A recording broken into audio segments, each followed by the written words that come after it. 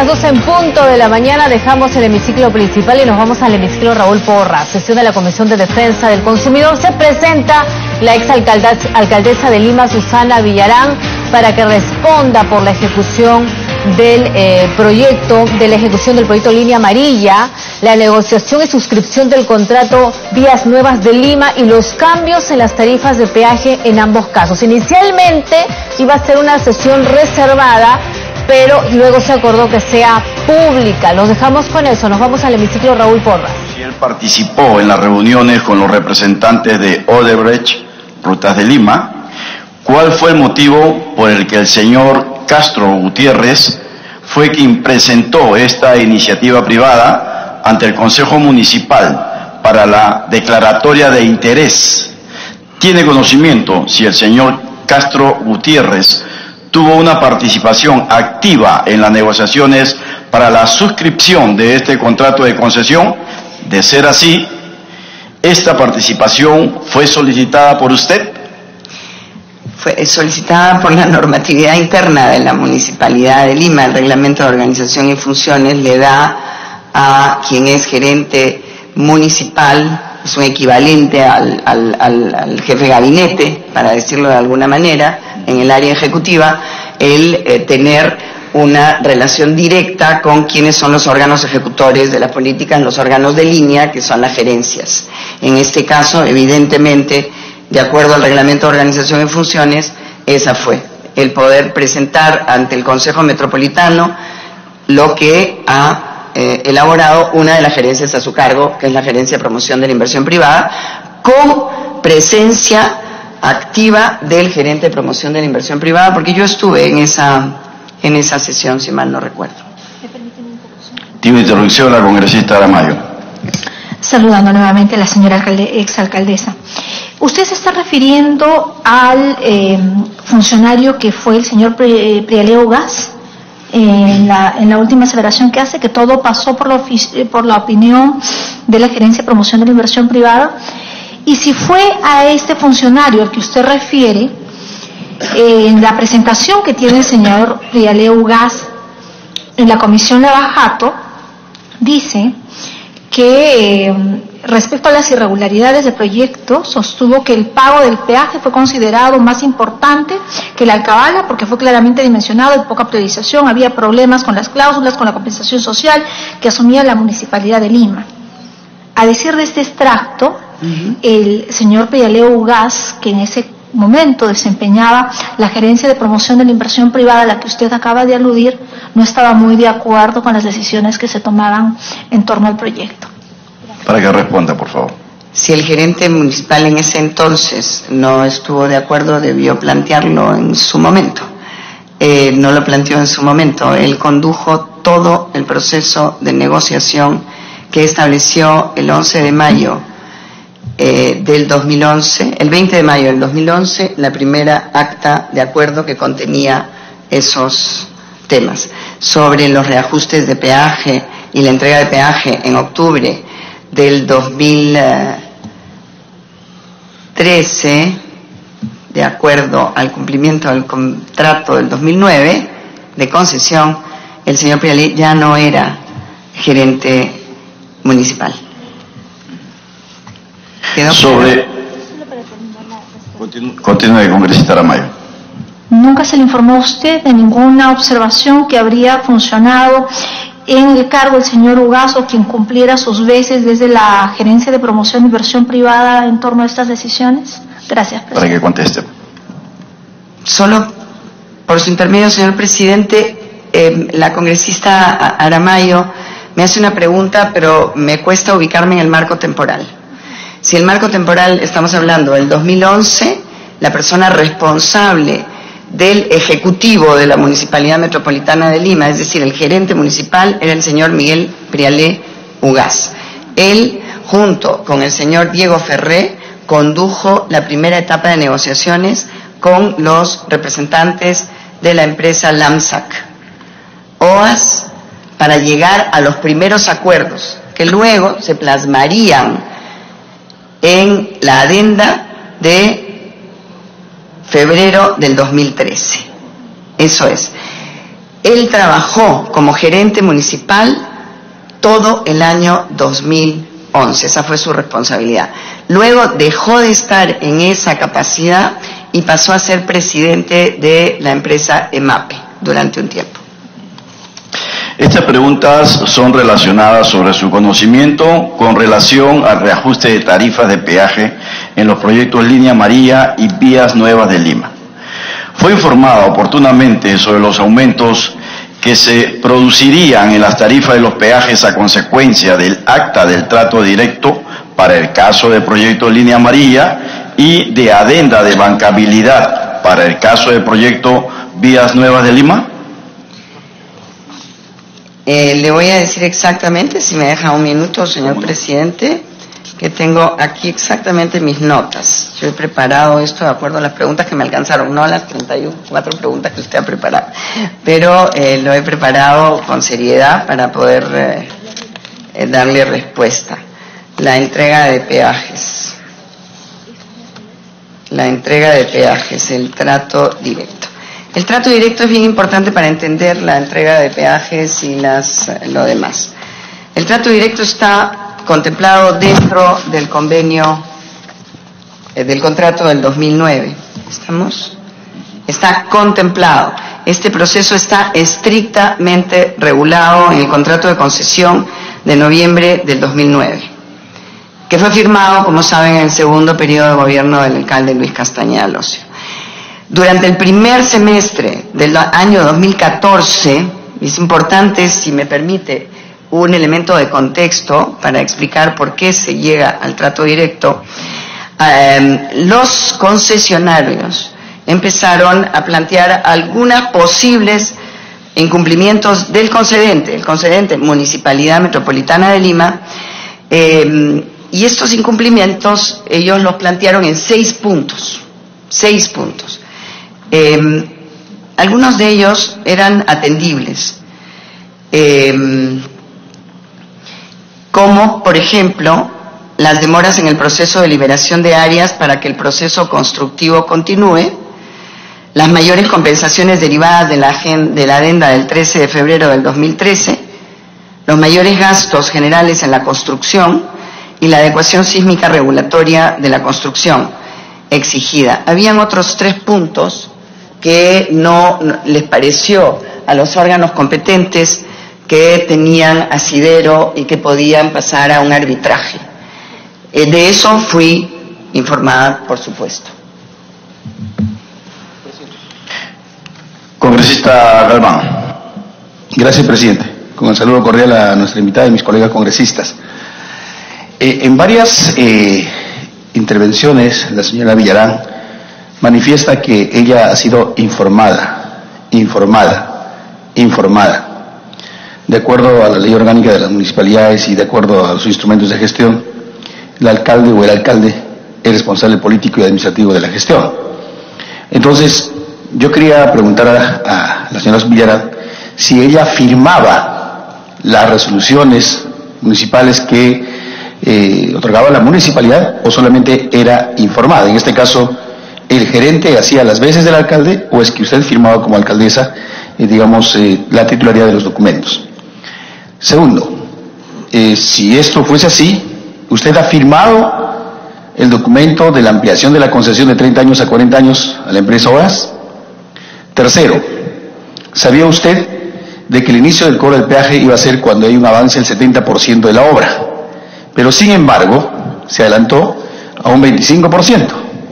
Entonces, ¿solamente el responsable es el gerente municipal? ¿O también usted diría, aparte de tener conocimiento, también firmaba esos documentos? Para que conteste, por favor.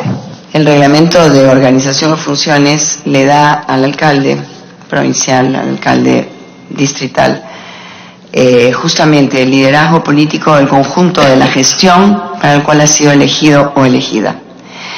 Ese liderazgo quiere decir que se cumpla con las normas, que se cumpla con el plan, que toda la estructura de funcionamiento municipal funcione de acuerdo al cumplimiento de las normas y del cumplimiento del plan. Lima se dotó de un plan concertado de desarrollo regional por primera vez y trabajó el plan urbano, como ustedes saben. El plan, para nosotros los planes fueron muy importantes. Congresista Galván, a través suyo, señor presidente, muchas gracias por las preguntas.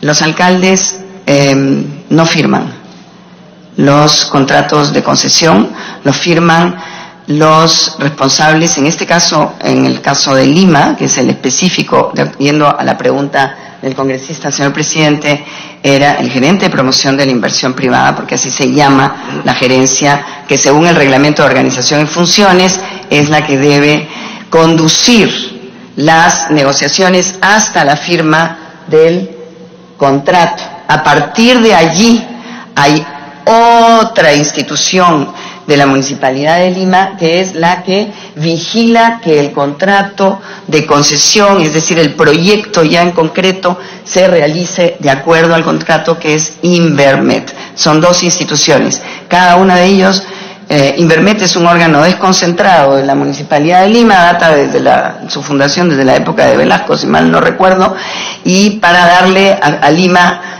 las posibilidades de tener un financiamiento de las obras de infraestructura que necesitaba, imagínense, en ese entonces. No se firma. No he firmado el contrato de concesión. Y sobre su tercera pregunta, que tiene que ver con el 70% de avance de la obra, es muy importante, porque si bien eso es lo que se discutió y consta en el acta de consejo realizada en el 2008-2009, época en la que yo no estaba, como usted sabe, estaba el señor Luis Castañeda Locio, los y las regidores de ese entonces dicen que el contrato debe estipular que hasta que no se cumpla el 70% del proyecto no se podía incrementar el peaje. ¿Estamos? Sin embargo, eso no fue trasladado al contrato. El contrato no incluyó aquello que el órgano máximo de la Municipalidad Metropolitana de Lima, el Consejo Metropolitano, había acordado. Es más, a ello se le pone, a ese contrato, se le coloca y se le da un blindaje con el convenio de estabilidad jurídica firmado el 10 de noviembre del 2010, una vez que ya yo había sido elegida alcaldesa de Lima y se tenía temor de que yo no cumpliera el contrato. Sí, congresista Arce. ¿Sobre el nuevo tema? A ver, congresista. Gracias, presidente. Entonces, señora Villarán, ¿quiere usted decir de que el responsable del manejo administrativo, del manejo económico y la supuesta corrupción que ha existido es el gerente de inversión, de promoción de la inversión? Hay que conteste, por favor. Voy a contestar si es que usted retira lo de la supuesta corrupción. Supuesta, eso se ha dicho por los medios de comunicación. Sí, se ha dicho por yo todo, no pues no lo estoy diciendo. Hablar no lo tome usted a mal, pero bueno, se ha dicho supuesta. No lo tomo a mal. Usted me está haciendo una pregunta, señor presidente, a través de su intermedio, yo le digo, existe un reglamento de organización y funciones, no es que se quiera, como se dice en criollo, soplar la pluma, yo no soplo la pluma a nadie, yo asumo mis responsabilidades como exfuncionaria pública de acuerdo a las normas que rigen mis competencias y mis funciones, y así tengo que hacer que se cumpla como alcaldesa en el periodo 2011-2014, cada gerente de cada órgano de línea, cada presidente de cada órgano desconcentrado, SERPAR, Invermet, llámese lo que fuese, que cumpla con lo que el reglamento de organización y funciones nos dice que tenemos que hacer. Entonces, no se trata de quitar el cuerpo, de soplar la pluma, se trata de cumplir con la norma. Congresista Arce. Gracias, presidente. Solo algunas precisiones. Quería hacerle la pregunta respecto a lo que estaba mencionando sobre el convenio de estabilidad jurídica y que no se incluyó en el contrato. Si le entendí, usted mencionaba que era responsabilidad del Consejo Municipal. O sea, no le entendí bien esa parte. ¿Podría explicarlo, por favor? Sí. Para que conteste. Sí, ¿me deja ver mis notas? Porque estaba tachando lo que usted me preguntaba y entonces de repente se me confunden los papeles. Felizmente que las numeré.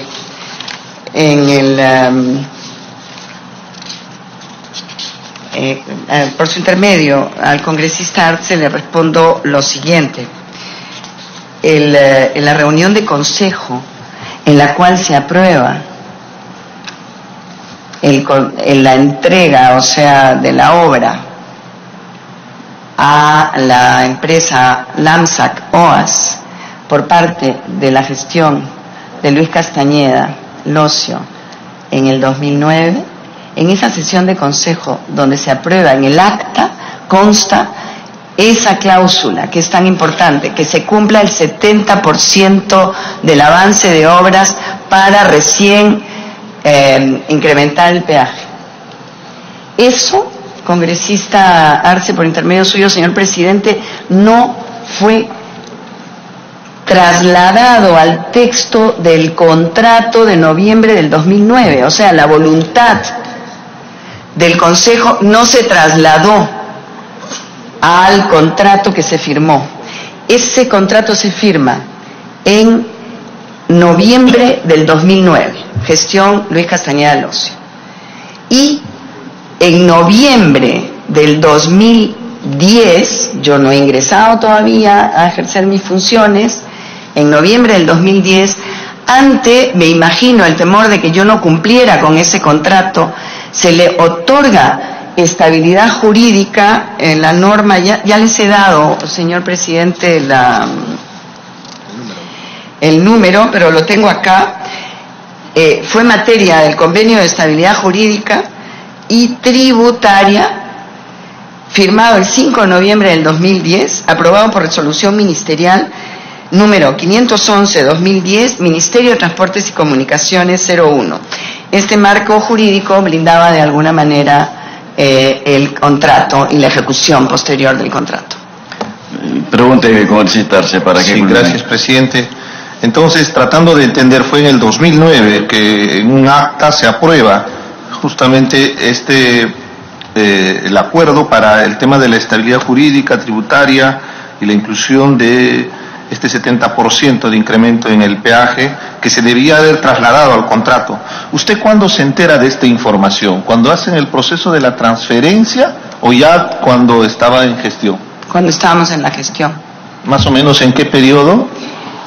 Cuando estábamos en la gestión, uno comienza a decir, este es el plan de gobierno y estos son mis compromisos de campaña, ¿no es cierto?, que corresponden normalmente al plan de gobierno. Y uno de ellos era con la población de 1 de mayo, 2 de mayo, Villa María del Perpetuo Socorro, y quienes estaban en el trazo de la línea en la margen izquierda del río Rímac, era no cumplir con un convenio que quería que ellos se trasladasen y reubicasen con un pago de $5.000 para ver a dónde buenamente iban a vivir. Eso iba a ser un río de sangre, ¿no es cierto?, si se hacía. Por lo tanto, nosotros optamos por la línea del diálogo. Al revisar toda no fue en la transferencia, nosotros tuvimos una transferencia que no tuvo demasiados documentos. ¿Pero constó en acta de la transferencia este tema? No, las sesiones de consejo están en las actas. No, me refiero en el proceso de la transferencia de una gestión a otra. No recuerdo si constó, pero debe estar en los textos.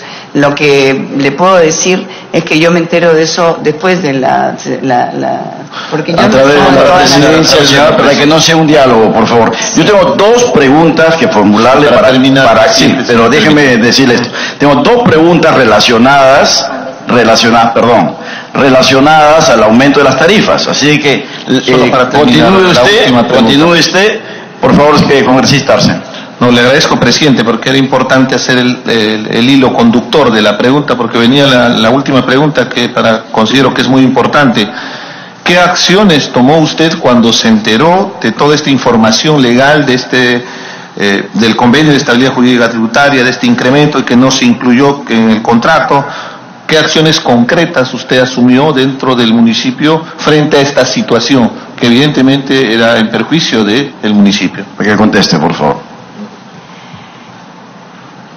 Mejorar de la mejor manera, esas fueron mis invocaciones y mis directivas, en el sentido que lo que me corresponde a mí, la dirección general, para mejorar en lo posible un contrato que no podría ser disuelto salvo que estuviese hoy día la Municipalidad Metropolitana de Lima en el CIADI, o lo haya estado hace unos años, para pagar sumas importantísimas de dinero por incumplimiento de un contrato con estabilidad jurídica, ¿no?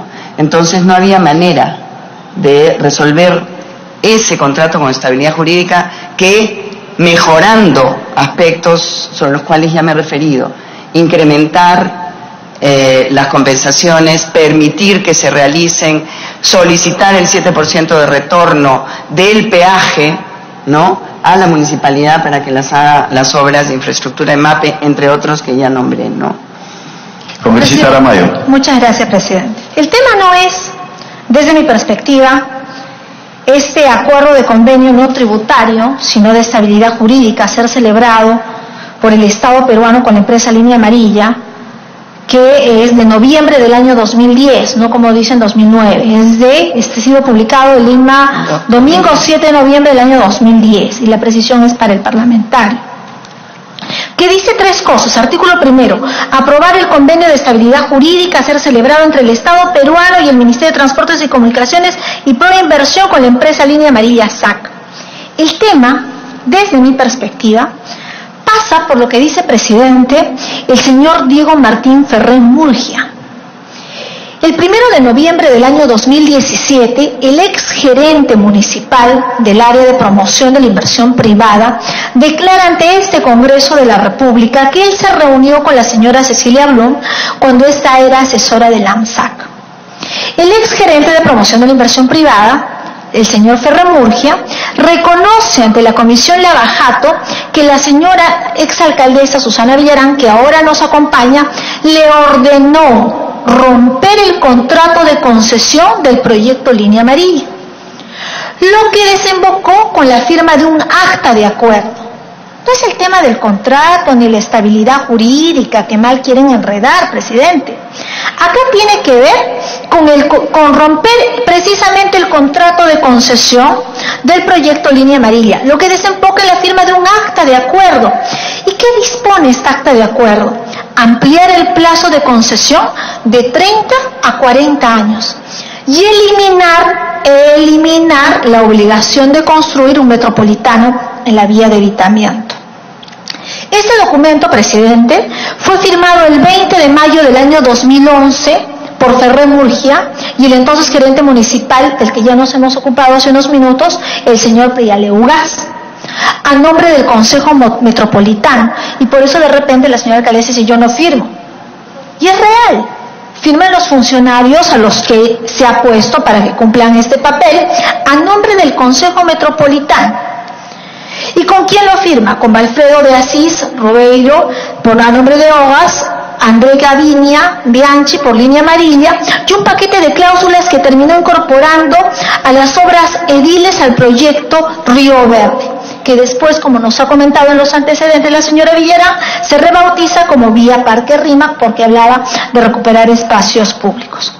Señor presidente, yo quisiera que nos conteste la señora exalcaldesa. Este acta de acuerdo, no estamos hablando del contrato, estamos hablando del acta de acuerdo que dice, es la consecuencia después de romper el contrato de concesión, a lo que hablan los funcionarios. ¿Se comprometía a suscribir el adenda 1? Y si está en el tema de la adenda 1, que termina siendo firmada el 13 de febrero en medio de un proceso de revocatoria, y que consigna precisamente dos puntos fundamentales impulsados por el documento del señor Diego Ferrer, como la ampliación del plazo de concesión a 10 años, que pasa de 30 a 40 años, y la eliminación de la obligación, porque se elimina la obligación que tenía la empresa contratista de construir el corredor segregado de alta capacidad de COSAC. Entonces, el punto neurálgico no es si se respetaba o no el contrato, es cómo se crea un marco normativo paralelo, presidente, para ampliar plazos, generar adendas, porque sí me parece pertinente que en otro extremo nuestra invitada nos pueda hacer una hoja de ruta, cómo es que el peaje y con qué estudio va creciendo en perjuicio de todos los limeños y de todos los peruanos que estamos acá. Gracias, presidente. Para que conteste, señora Villarán. Perdón, señor presidente, gracias. Agradezco porque me permite aclarar varias cosas. En primer lugar, el señor Diego Ferrer Murgia fue, como usted bien dice, gerente de promoción de la inversión privada, el primero, y coincidió su periodo de ejercicio en la función con el periodo en que fue gerente municipal el señor Miguel Priale Ugaz. Nunca he ordenado a nadie que rompa contratos. Nunca. No es mi estilo, no es mi manera, jamás lo he hecho. Es palabra contra palabra. ¿Qué cosa significa romper un contrato? Más bien, lo que he dicho, y ya en 3 ocasiones ante usted, señor presidente, y las señoras y señores miembros de esta comisión, es que para poder llevar adelante un contrato que tenía convenio de estabilidad jurídica, es decir, que obligaba y blindaba a la Municipalidad de Lima de poder hacer modificaciones sustantivas, se llegó a un proceso de diálogo para llegar a un acuerdo, de un acta que se firmó, como he dicho acá, y usted ha recordado también a través suyo, la congresista Aramaya, señor presidente, ha recordado que fueron las bases de lo que luego se firmaría en la adenda número 1 el 13 de febrero del 2013. Entonces, aquí hay otros aspectos que usted dice. Yo no obligué a romper nada. Y sí, pero usted lo ha tomado y entonces yo le contesto, yo no obligo. Y también puedo dar mi opinión personal de que si a mí como funcionaria pública me dicen que haga algo con lo que no estoy de acuerdo, siendo funcionario de confianza, renuncio. ¿No? Eso es lo que hace una persona. No lo hizo, quiere decir que estuvo de acuerdo en hacer lo que hizo. En segundo lugar, la adenda número 1 es resultado del marco que se establece entre la empresa y los funcionarios de ese entonces. Sobre eso se empieza a trabajar, se empieza a mover tierra. Todo el 2010 no se había hecho absolutamente nada por la falta de licencia social de esta obra, de este proyecto.